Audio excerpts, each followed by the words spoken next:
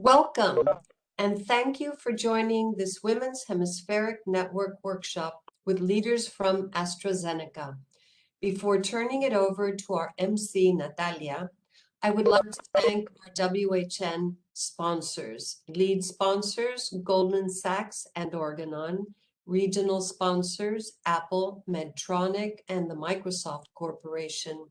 Corporate sponsors, American Tower Corporation, AstraZeneca, and Globant.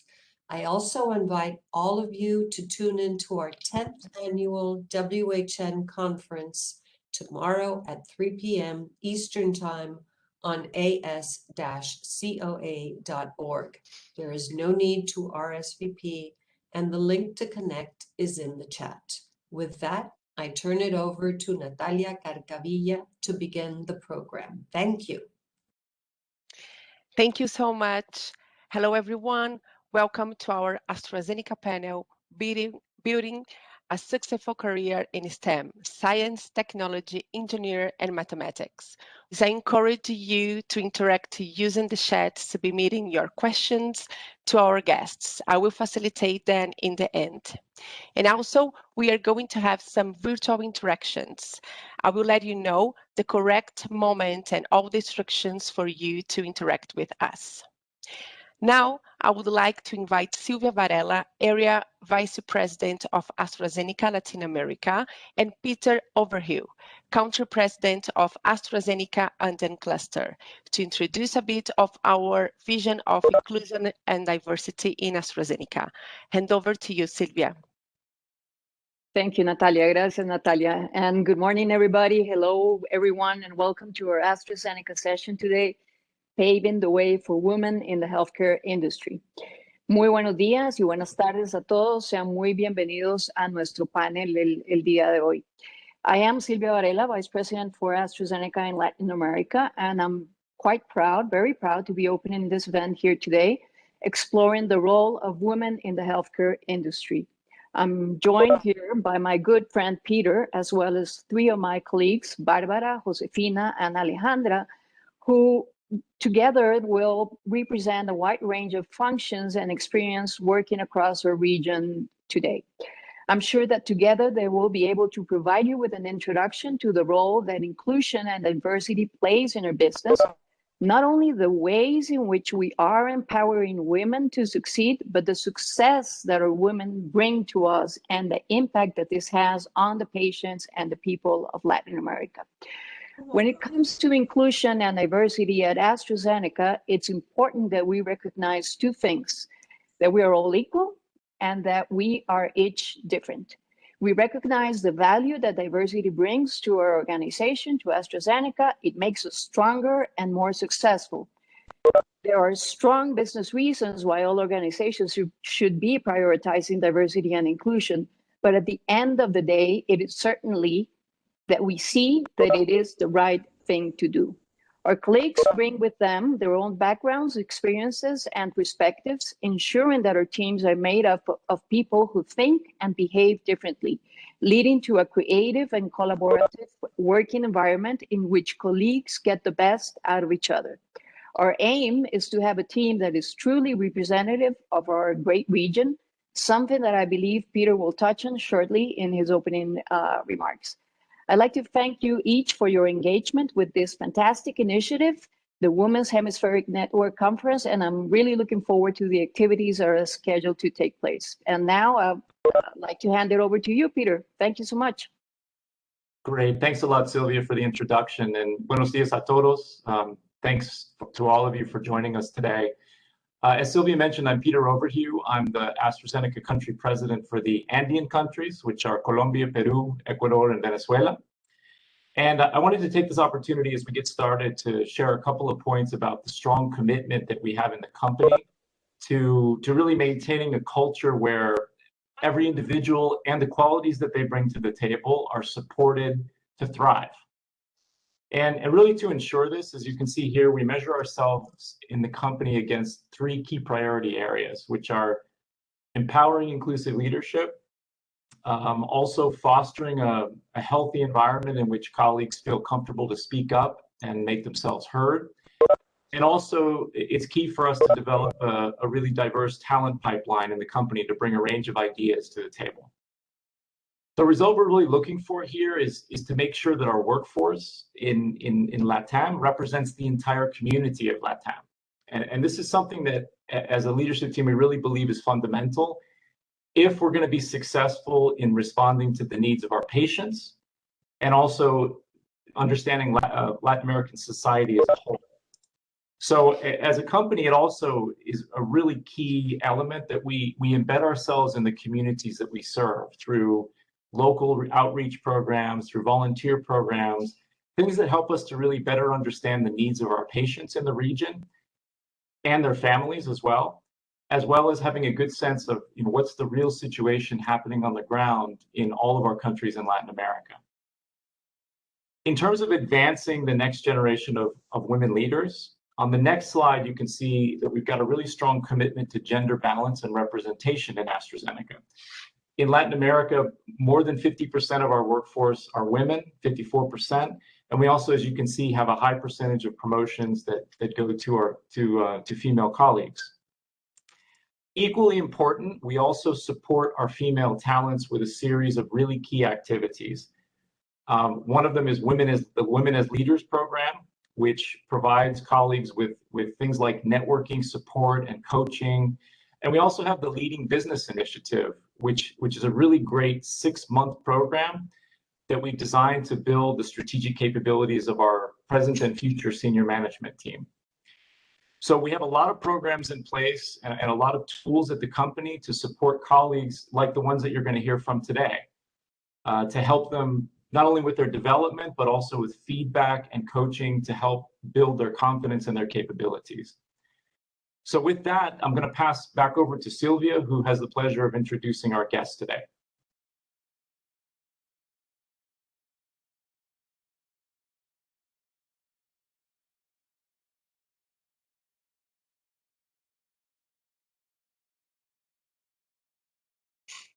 Sylvia, I think you are on mute. You're mute. I am on mute effectively.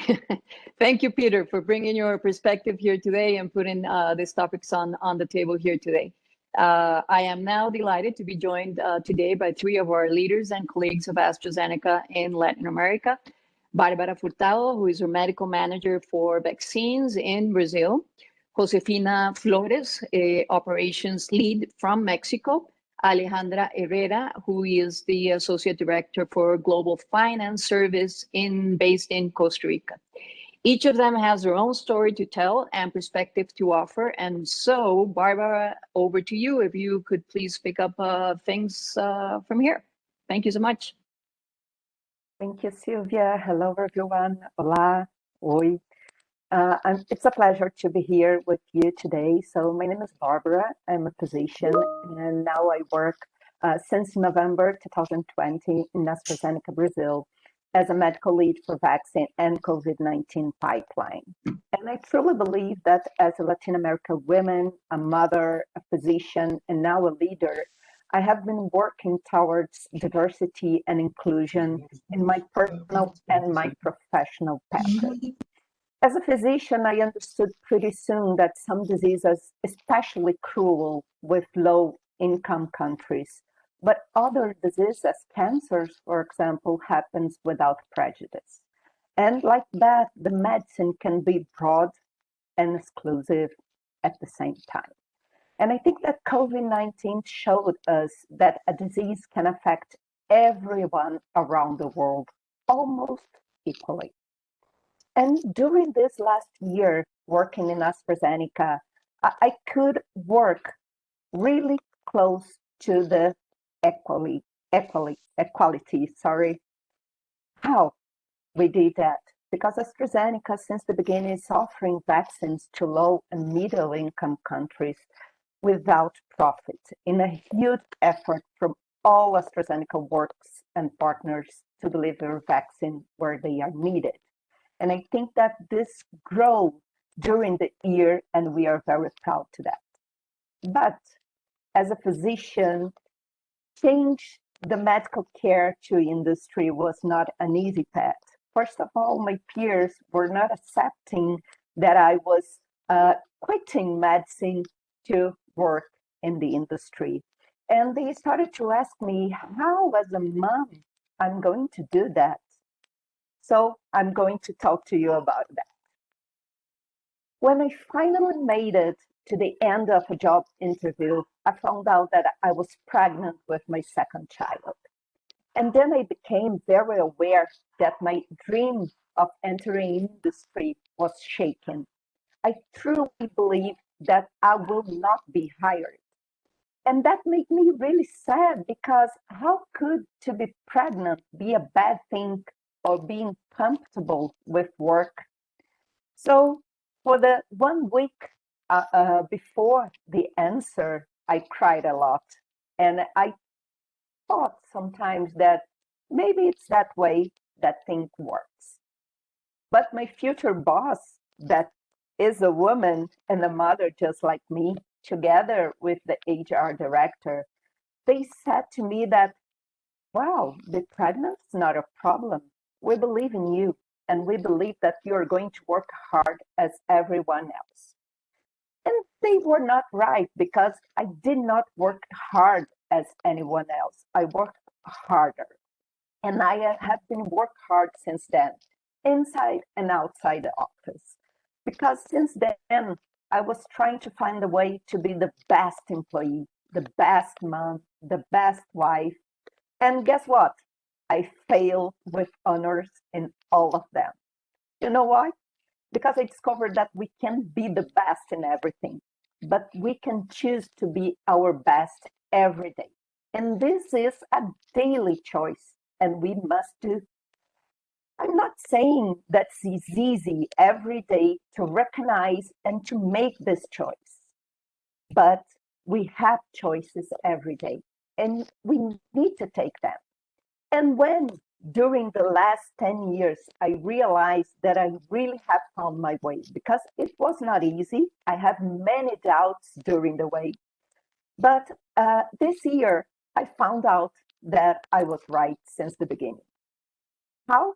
My 7-year-old son, the one that I was pregnant when I started, said to me, Mom, I'm really so sad that you have to start to travel again. But I understand that you are working to save life. And this is important, and I'm very proud of you. So since 2012, I have been working in industry and fighting for inclusion and diversity. Why? Because here in Brazil, we have sentences that we say that two heads thinks better than one. And this is right. Yes, partially, because they really do think better if they do not think alike. Because diversity brings to us different points of view, different experiences, beliefs, and different pathways that we can take. So, what kind of advice I want to bring to you?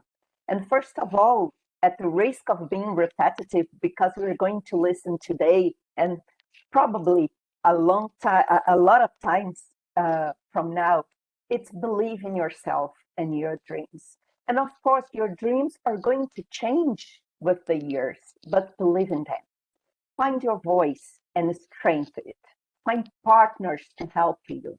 We can't do it alone. So you have to find your partners, find models, and always think not only what do you want to achieve, but how and with whom do you want to achieve that?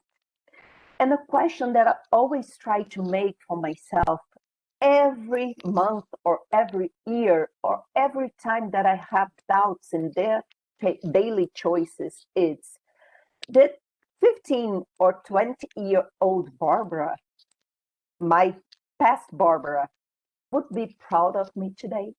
In every aspect, the person that I've become, and not only where I achieved it, but how. So I think that's something that can help us to find the correct way or the best way to do it. So the hard skills that we say, the concept, the technical skills, you're going to learn. Doesn't You have, of course, to work, to study, but you're going to understand in the end.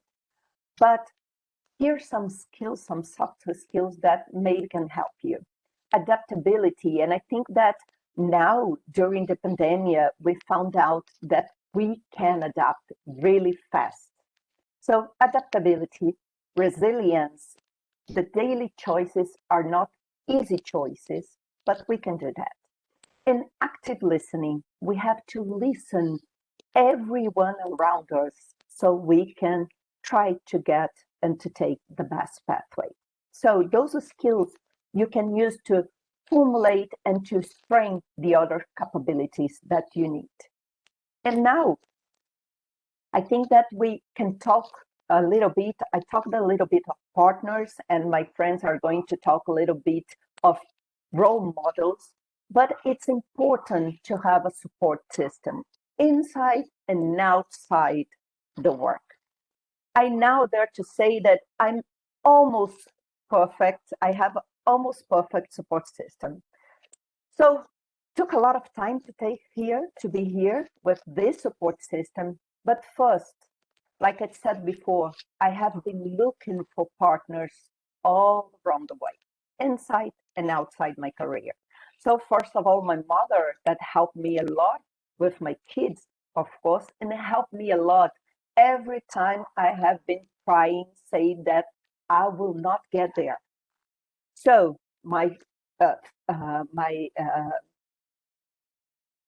so in my pathway, she was always there. My husband, and it's my partner, he has been there as well, working with me and with my kids so we can get there. And regarding mentorship, that I believe that Alejandra and Josefina will talk more about that, I had the pleasure to find out really strong women that helped me to understand what we can do together, and the challenge will always exist. But the way that we face those challenges can be learned and improved during the time. So I want now, in the end of my presentation, so you have clear that it's not an easy pathway, but we can get there. And in the end, 10 years from now, I want that one of you is talking here with us and saying, I met a strong woman one day during a meeting, and this woman could be me, Sylvia, Alejandra, and Josefina, and Natalia as well, and say, I saw the strength of those women, and I want to be like that. So thank you very much. I will hand over to Josefina Flores, my colleague from AstraZeneca Mexico, and now the operation lead. Josefina, the stage is yours. Thanks, Barbara. Thanks for the warm introduction. And actually, I felt touched by your history and how many things we have to do and how many decisions we have to take as women, right, for trying to give the best version that we do have. But also what I was listening from you is what impactful could be our biases in our personal and professional lives that we may need to take opportunity from there to construct now in my speech. Well, Barbara reintroduced me. Thanks for inviting. I'm so proud to be part of this panel. My name is Josefina Flores. I'm a former computer engineer in Mexico, based on Guadalajara. I have broader experience on all the IT roles, having working in AstraZeneca for the last year. Actually, I joined as an operations leader for the technology services in the enterprise technology operations team. Mainly, I lead the L2 and level 2 and level 3 support for whatever our colleagues tools use across the world. More than 7,000 people and colleagues there in AstraZeneca use our tools, so I lead a team, regional base in India and Mexico. And I'm very proud Mexican with 2 kids, married, and leading technology. As a matter of background, I started my career back there in 2005 as a test engineer in IBM.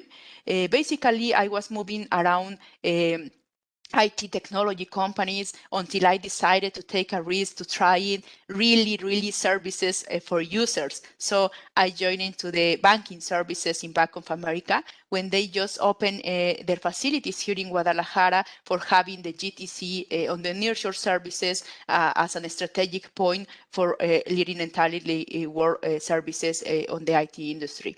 I joined as a test strategy, mainly in the QA services, and suddenly I became the operations manager for the e-commerce QA services for all the testing operations we used to lead in Mexico. Here is where I had the opportunity to try my first broader role as a people manager, leading the entire Mexico team for these services. And I started to challenge myself on how to be the best leader and the best version for me. Sadly, Bank of America had to close its doors in the 2014 because the operations were sent back there to US. Politics, government changes, and they were sent back there to US.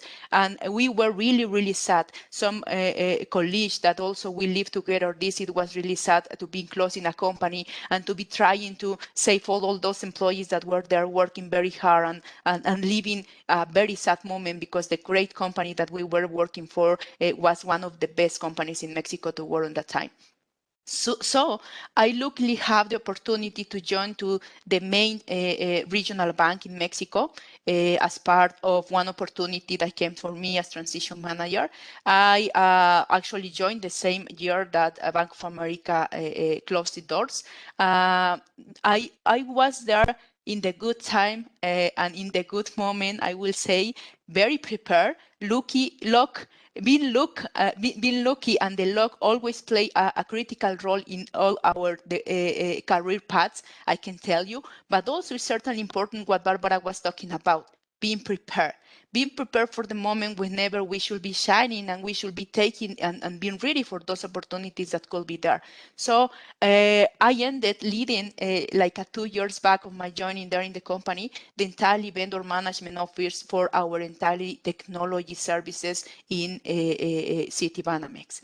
This bank actually was leading more than 4,000 employees there around the services for the external people providing us development, project management, software services. I ended to create a strategy to optimize those services. And actually, I'm so proud to tell you that I led the biggest vendor consolidation that organization could have. I lasted 6 years there. 6 years there. When I found I was there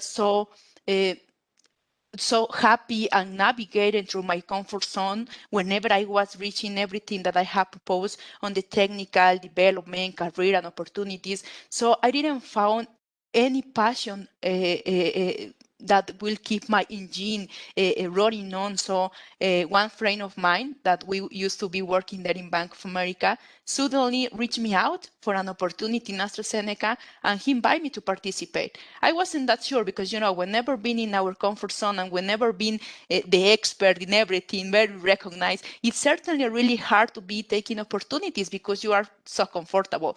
However, I decided to try because I lost the passion. I lost the passion of that role, and I was trying to look for new networks, for new opportunities, and to continue feeding that machines that was there, trying to start fighting and to find the fire that is moving me again to continue moving forward. So after a long period of interviews, really fast moving, I got selected, and the rest of the story, you know. I'm here leading the team, and I'm actually having a global team there in Chennai and India.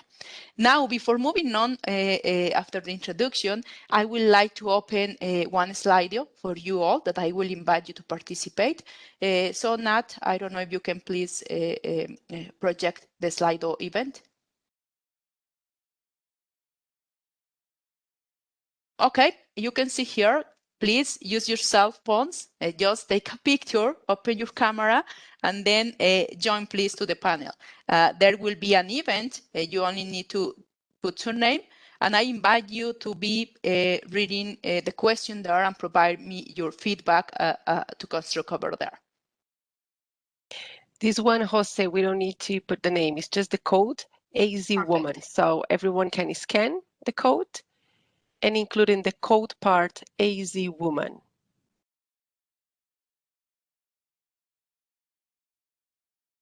Okay, so you will see there in your cell phone. Please use one word to answer. What do you think is the biggest barrier to recruiting women for STEAM, science, technology, engineering, and mathematics role? Kindly help me with your answers. That will really be funny.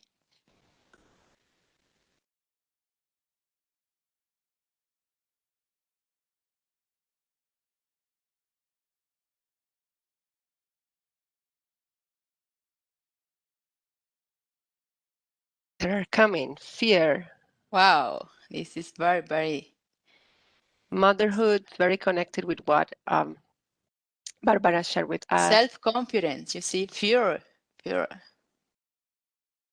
family bringing.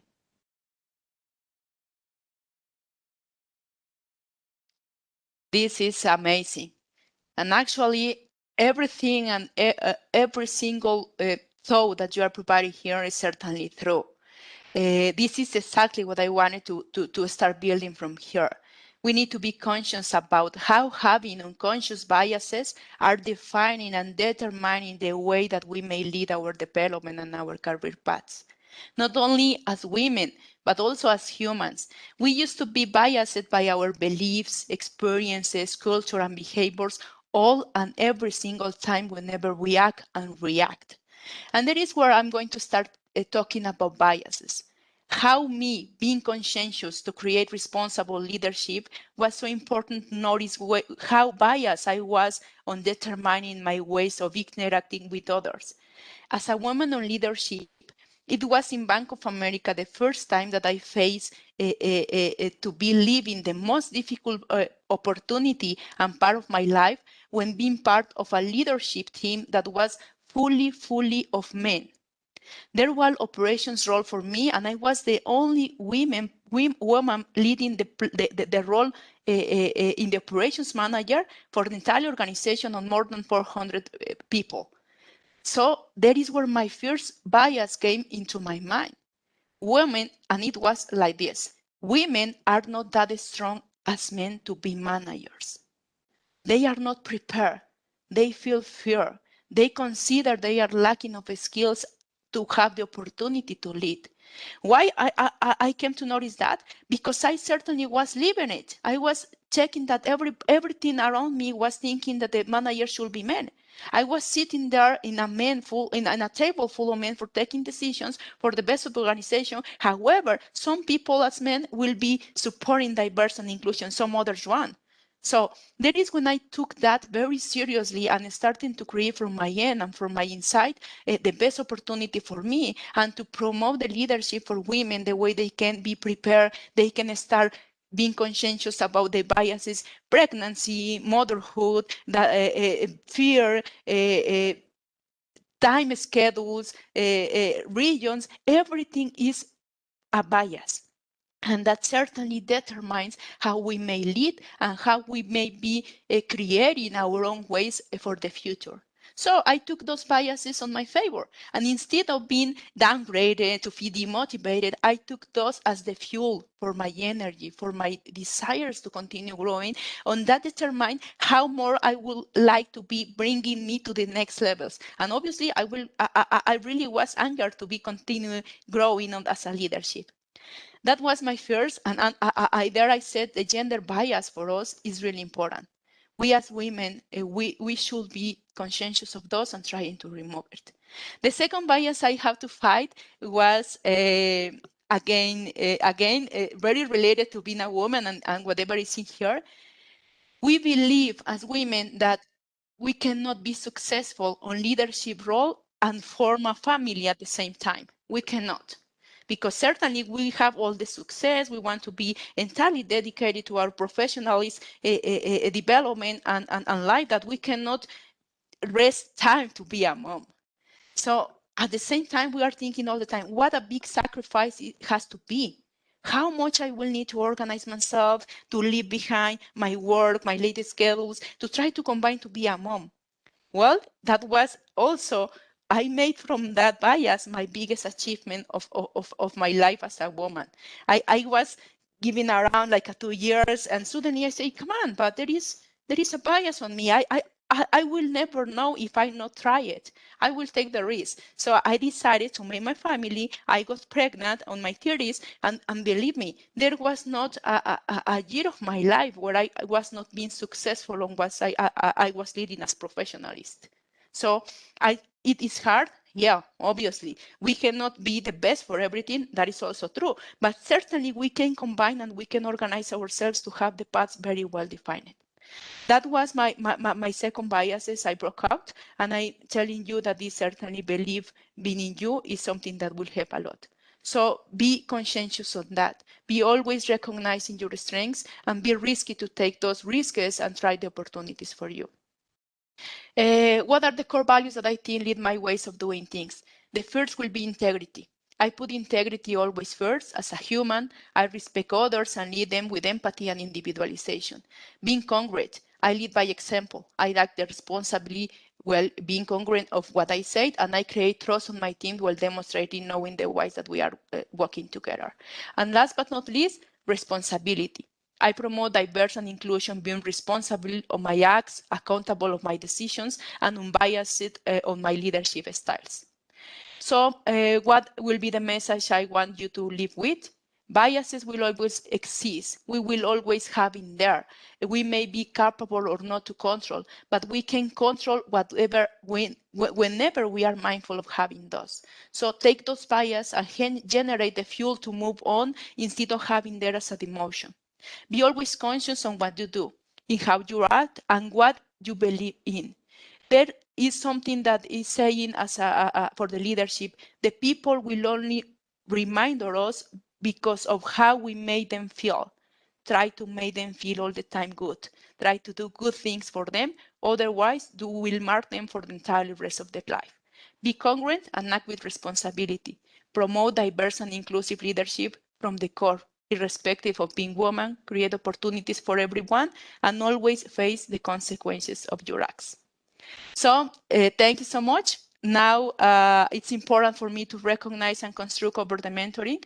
I could never did this by myself. I took a lot of support. Asking for help is always good. You ask for help to your buddies, your colleagues, your husband, your significant others, whoever you are with, just consider they are key part for you. Now, constructing on mentors and role models, I will pass the next time to my colleague Alejandra. She is there in Costa Rica waiting for us, and she will be constructing on there. Please go ahead, Ale. Thank you so much, Josefina. Hello, everyone. Hola a todos. First of all, let me tell you that I feel very excited to be here today with all of you and share a little bit of what has been my experience more in the finance area, finance and accounting. So my name is Alejandra Herrera. I am currently based in Costa Rica, and I've been working with AstraZeneca for the last 2.5 years approximately in the Global Finance Services as Associate Director for Controlling Organization, working specifically for the Americas region.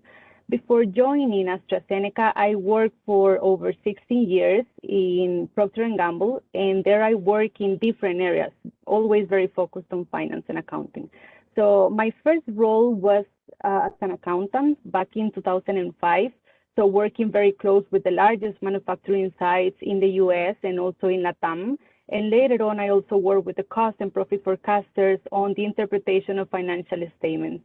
Then I think it was back in 2013 that I changed to a more challenging and different area for me, and therefore that's when I moved to compliance.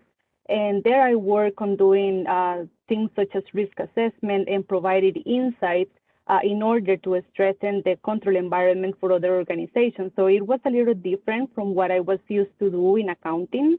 But at the same time, it gave me great experiences that built a lot in my professional growth and career. So once I completed my cycle as an auditor, that's when I started challenging myself and thinking on taking bigger steps and become part of a leadership team in finance. And that's how I started on in the part of managing organizations. So I work also with different teams. For a while, I was a supervisor of a team responsible for the accounting execution of the supply chain.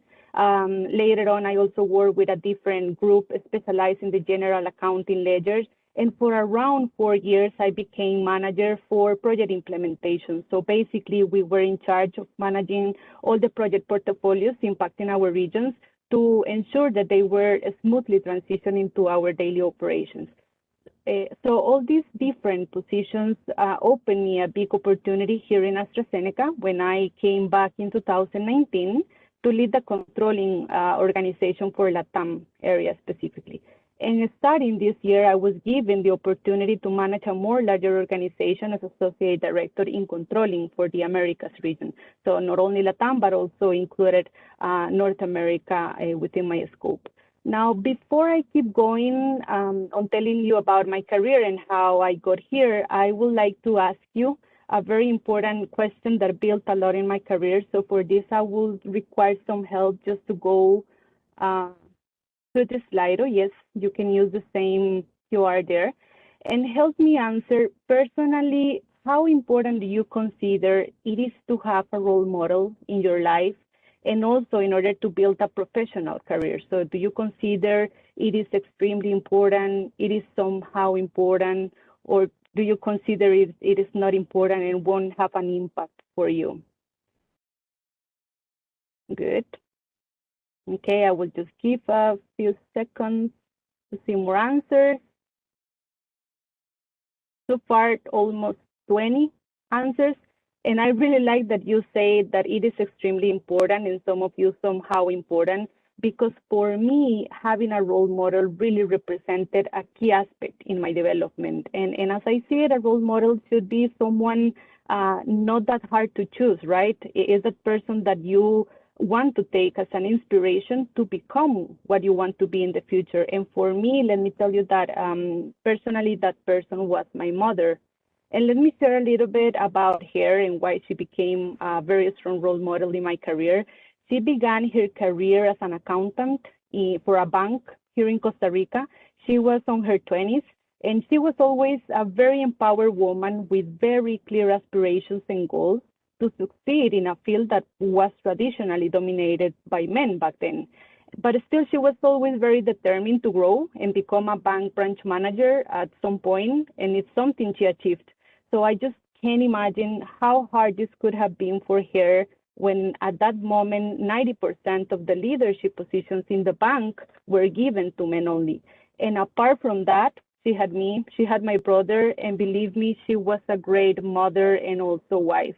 So I really like telling about her story because it not only shows me how she was capable of achieving her goals, but at the same time, what this represented for other women as it opened a lot of opportunities in terms of succeeding, not only in the accounting business, but also in the accounting leadership positions, because I saw a lot of other women following my mother's steps in the bank at that moment. So for me, this has always been very impressive. And therefore, she influenced me, I would say, very hard on studying accounting and also business administration, and also why I've been working here for the last 16 years in this field. But how did my professional career started? So I remember it was at the very beginnings of my college studies in accounting. I was 19 years old, and I had the desire of starting working right away. Besides, I also needed the money, to be honest. And I thought it was not going to be that hard until I entered this huge company and I was given the responsibility of interpreting financial statements and assuring their accuracy because, of course, they were released to Wall Street. So it was something very critical and very important. And that's when I felt the pressure and wondered if I was going to be capable of succeeding at my role in my career. So I will say that it wasn't easy at all times, not at all. There were a lot of moments in which I really wanted to give up. But now that I look back, I would say that there were like two main aspects and two learnings that really helped me keep going. And the first one is that I was always very humble at all times. That really helped me. So I never felt embarrassed of asking. You need to do all the necessary questions, understand the business, really understand your environment, show that interest of really wanting to understand what you're doing. This gave me so many benefits, such as building in my expertise in the area. That's how I really learned. Also, in terms of being better in my performance, And most important, that it allowed me to gain others' trust in me, because I always try to be very transparent with my managers, with my peers, even with my customers, of what I knew and what I didn't know. So I learned a lot from everyone around me. And the second one, now that I look back, is to be proud of all those experiences, because someday you will see that from those hard moments is that you learn a lot, is that what makes you stronger, and all that builds so much in your career.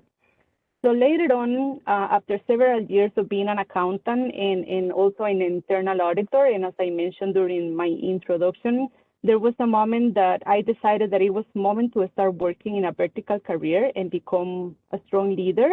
But this was going to be my first experience as a manager, and therefore I didn't have the experience required for this type of roles.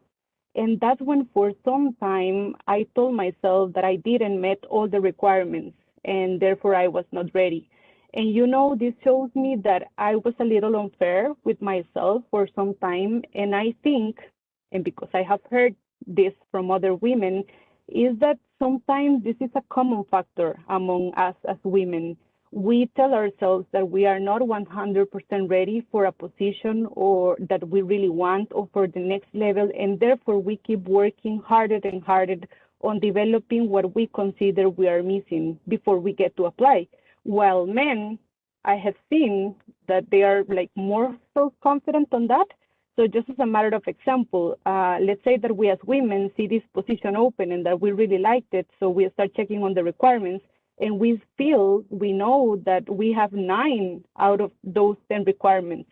So we focus on the one that is missing, and we keep working harder and harder, and we tell ourselves, when I make this one a strength, I will be ready and I will go and apply and I will get the job. While men might look at the same job opportunity, the same list of requirements, and they might say, I have 8 out of these 10 requirements, I'm ready, I am applying. So sometimes I think we limit ourselves for the opportunities, and that unfortunately happened to me for some time. And that is why I also consider it so important to have a mentor along your career at all times. Even though we might know what are our strengths and opportunities, having someone else that is more experienced and a trusted advisor to advise you is very, very powerful. So in fact, it was from a mentor. I remember that I had a very long time ago that I heard from the first time, and I know that this is fully true, that we will never be 100% ready for a new position or for the next level. The only way of being 100% ready is after you are in the role and you experience all the responsibilities that it brings. So this is one of the most valuable advices that I took in my career, and I know that it will follow me for the rest of my development and any other opportunities to come. And in fact, this is something that I truly value working here in AstraZeneca. Here we give people with high potential great opportunities of growing inside and outside our offices in Costa Rica. And something that I feel very, very proud as a woman in the finance sector is to see so many of our leadership positions within global finance services in other regions being managed or led by women. Here in Costa Rica, we are still working very hard on that. As of today, we are only 2 women from a total of 9 associate directors. So of course, there is a lot to do in terms of getting into a more equal gender. But something truly valuable and that I have heard from the entire organization and also from our men colleagues within the associate director is that female integration along the last year has brought more inclusive and diverse decisions in what we do. And in fact, now inclusion and diversity has become one of our main priorities. So I want just to close my message by giving you 4 advices that has really helped me along the way and that built so much in my career and that I really hope they can also help you somehow. The first one is don't underestimate the impact you could give. The second one is from a quote that I heard some time ago from Ellen Johnson. She was the first female president of Liberia. And she said something like, if your dreams don't scare you, they are not that big enough. So think big all the time. The third one is to be humble and listen. As I said before, be open to receive feedback, to learn from others. And the fourth is remember that the impact, and this is crucial that has helped me in my career. Remember that the impact of someone advocating for you is powerful in your career. So always engage with people that could have a positive impact in your career growth. So that's the message that I wanted to give you from my side that really helped me. I hope it somehow is inspiring for some of you. And now I am passing to Sylvia for some reflections, right, Sylvia? Yep, thank you, Ali. Thank you so much to the three of you actually for your contribution today and your stories that you were kind enough to share with us. It is always encouraging to hear about the progress that you've made during the course of your careers. When I see successful women such as yourself coming forward, I trust that these examples will certainly serve as role models to the next generations to come and to the young people that are seeing yourselves out there. So reflecting a little bit on what was shared today, there's perhaps some common themes and some specific items that I would like to highlight and to take your attention to. I think that when we hear the three stories, there's a common thread about family upbringing and how those stories of when we were growing up take you to the fact that building confidence is so relevant when you're trying to build your career and insert yourself into the professional space. So it's really relevant to encourage the girls, the next generations, to encourage girls that we do have choices and that those choices are not predetermined by some of the biases that we had when we were growing up, that our parents had when we were growing up, and that our community had. So let's encourage our girls to be bold, to understand that to grow, it is actually good to get out of your comfort zone. And some of you mentioned that today. Josefina talked about biases, and it's also relevant to highlight that it's not only the biases that people have out there and how people are seeing gender equity or equality within the workplace, but also the biases that we as women might have about ourselves. So we need to be mindful in general terms about those biases around us and ourselves.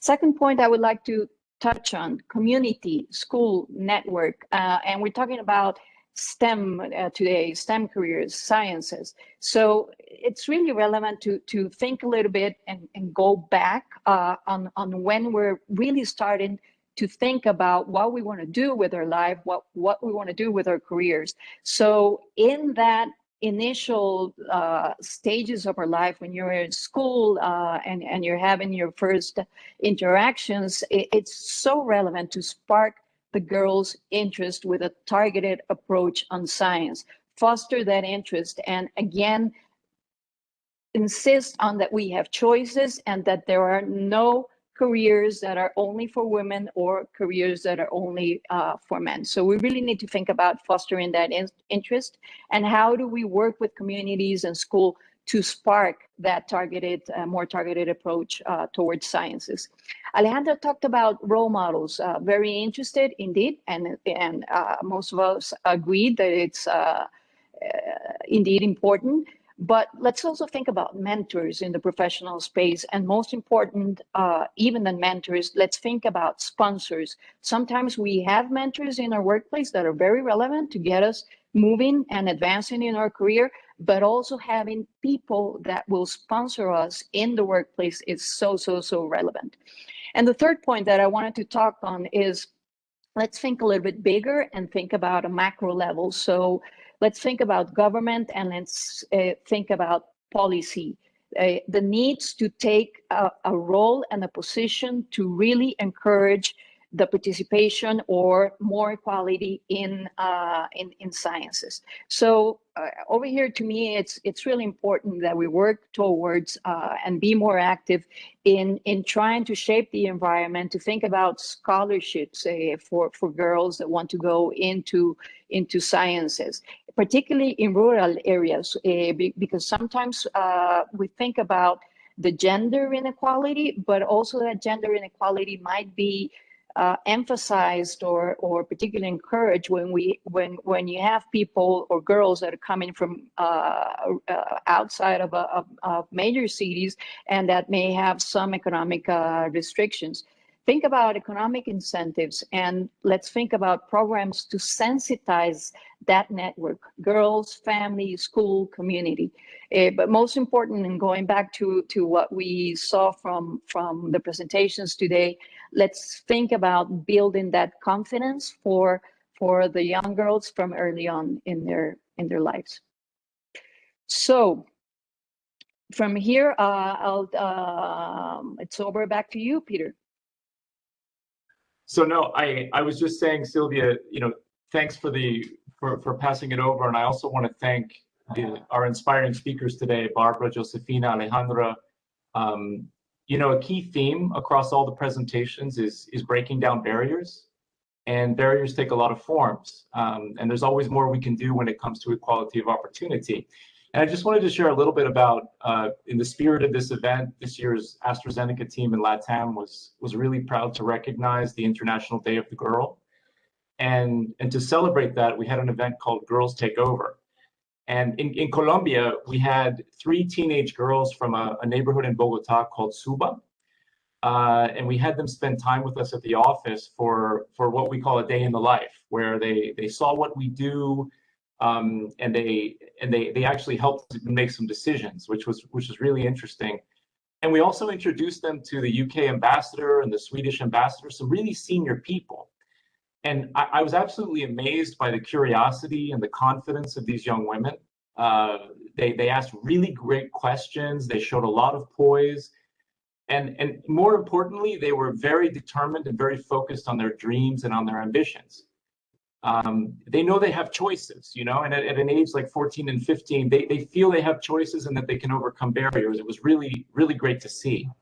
I think it was a really great experience for them, but we also learned a lot about, from them about the challenges that they face, that young women face in Colombia. But more importantly, again, they have no doubt that they can overcome those challenges and accomplish their goals. And our hope is that in the future, they're going to look back, as Barbara said, at their past selves at 15 years old and say that this was an inspiration and a motivator for them that helped them show really what's possible.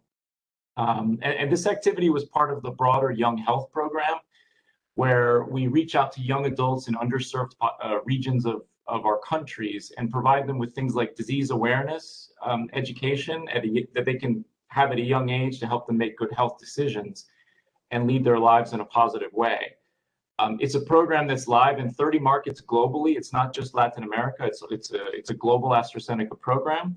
And there are also 3 in Latin America, Brazil, Colombia, and also Sylvia had a successful launch of this program in Mexico. So we've trained more than 50,000 peer educators and healthcare workers. And most importantly, we've reached more than 5 million young people at this time. So we're really committed at AstraZeneca to supporting young women in all of our countries and increasing the visibility of our female colleagues at the highest levels and pushing for a greater representation in leadership positions. So really appreciate the speakers. And now I'll pass back over to Sylvia to share any further reflections and close the Q&A.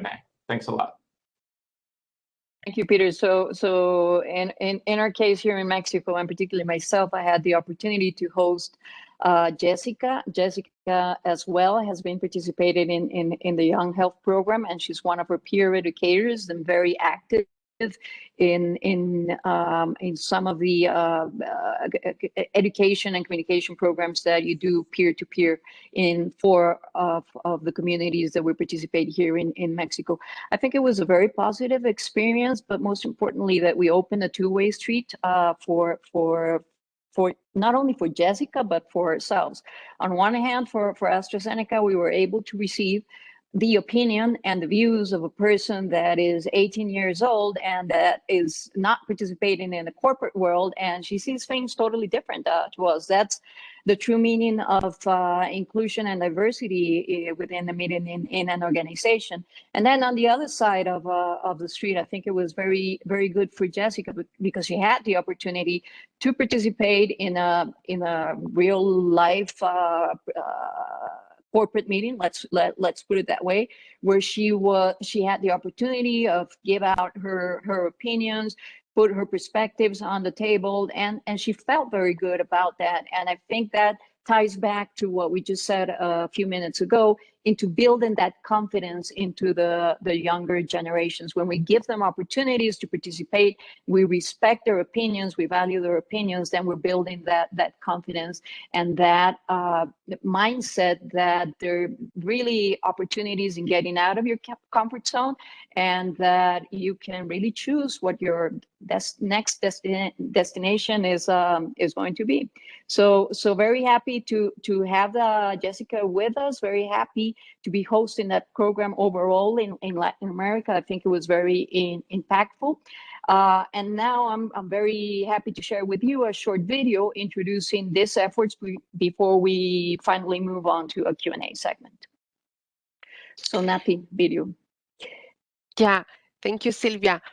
Conscious of time, we will put the video in the end, and we have one question that maybe all of you could answer very quickly. In fact, thank you so much, Sylvia, Peter, Barbara, Josefina, and Alejandra. We receive a lot of comments about how your stories have inspired some of women and men, but as well, a lot of identification of your stories. The question is from Camila Sylvia, and she's talking about how sometimes for some leaders or companies, like have women in leadership in STEM is like just a check box, right? So just checking box. How we can help some people that already have this mindset to change this. So anything that some of you would like to share, how we can make this not a checkbox, but a reality. This is for everyone. She's asking to everyone. Who would like to start? The question is that sometimes we put women in position just to tick the box. So we have to tick the box. Exactly. How we can change this mindset. So team, if you guys, I'll take a bite at it first, and I'll pass it over to you. I think that when we do that, there's two things that we need to work very hard, and I mentioned that at the beginning. Sometimes when you have people that might think that you need to just tick the box, it's important to highlight that there are very relevant business reasons why you want women in the workplace and why you want equality in the workplace. It has been more than demonstrated in 500 top companies in the US, for example, that the participation of women in the boardrooms actually give you companies that are more successful in the top line, more successful in the bottom line. So there are very valid reasons to do that. But as I mentioned also, there are also very valid reasons. It's just the right thing to do in terms of providing equal opportunities to everybody. And I think that the second piece is where all the communication process that we do all across the different countries come to have an impact in this type of mindset. We work hard in communicating the relevance of having diversity and inclusion within our working groups all across Latin America, and how that is really positive to getting fresh ideas, to getting new perspectives, and how that adds value. So I think you can work both ways. To those that are difficult to convince, show them the numbers of those successful companies, and then work very hard in the communication process. And then obviously there are very strong examples that you can highlight, and we have very, very good ones today with us, in which you can really demonstrate how these successful women are really making a difference for an organization. And then you take the los no creyentes out of the equation. And if I may add on top of that, I think that's important to understand if this checking box belongs to one person or the company has this mindset. So I think this is very important, because if it's one person and not the company itself, it's probably is going to be easier. And then I think that you need to find partners inside, so you can show all those numbers that Sylvia said, and all the data and all the work that you have been doing so you can show them why you can do that and you can do equal or better than a man. So I think that find out what is the problem.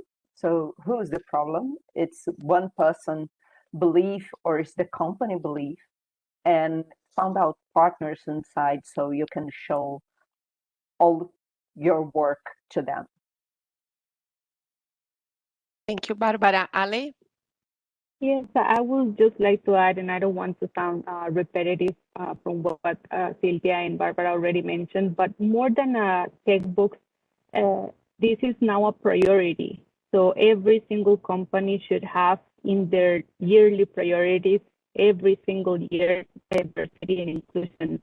And this is something I have diversity. Example, back in Procter & Gamble, when I was there, this was a very strong priority. And here in AstraZeneca, it is on our top priorities for the year. So it's not anymore a checkbox. It's a culture that we're building in the companies to start focusing on this very, very strong. I would like to add only to close this out. We also should be accountable, right, from our end as women. We need to be taking the risk to apply to those positions. Suddenly, we left everything to the people who is hiring. But me, and honestly, in my position and operations lead, we have really complicated roles that are really technical, but that doesn't mean we cannot do it as engineers, as women. So we may be taking the risk to apply those without expecting differently to others to try. So it's also a call for us as women to don't be afraid of trying it and see how the process may go on. Let's not let the opportunity only to the leaders that interview us, to only to the recruiters and recruiters, but also we should be raising hands to be more participation on any type of roles.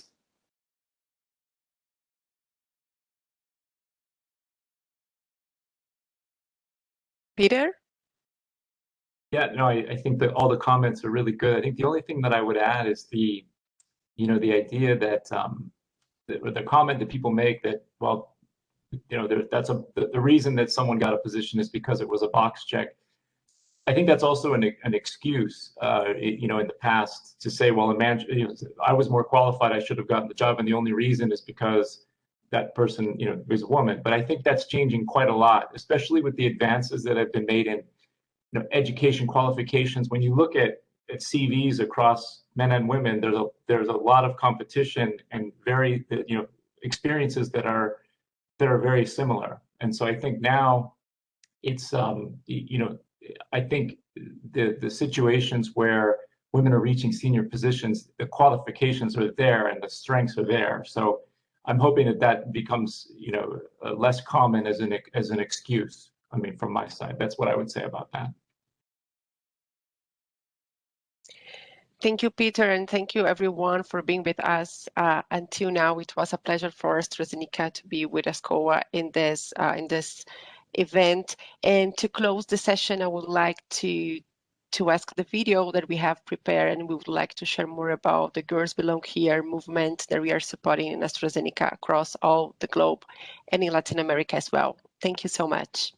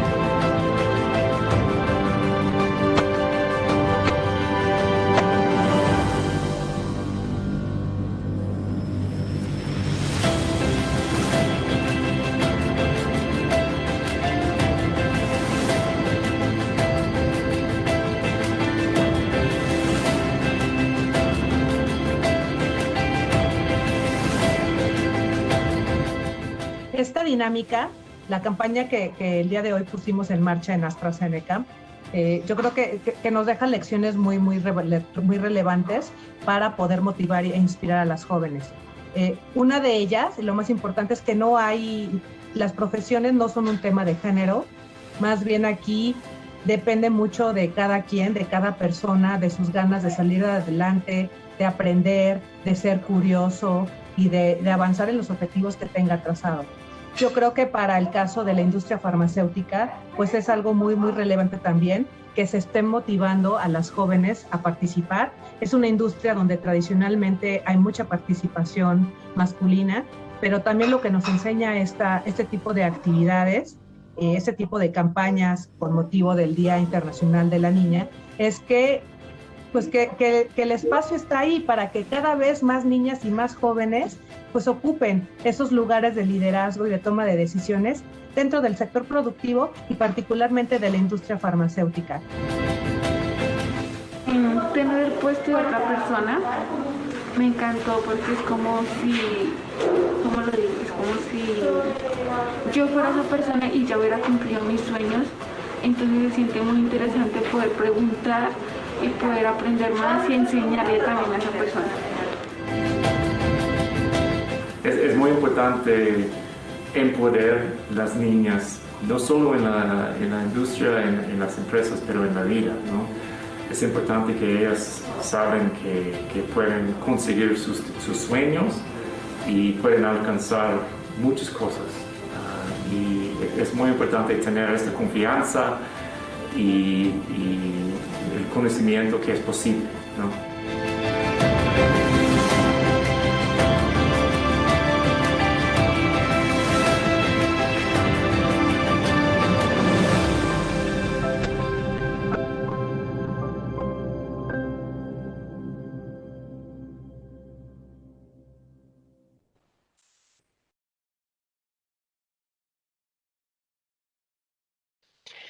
Muchas gracias a todos. Thank you so much. Thank you for the invitation, and I hope you enjoy the session as much as I enjoyed. Thank you so much, especially Barbara, Alejandra, and Josefina, Peter, and Sylvia as well. Have a great rest of the day, all of you. See you around. Thank you, everybody.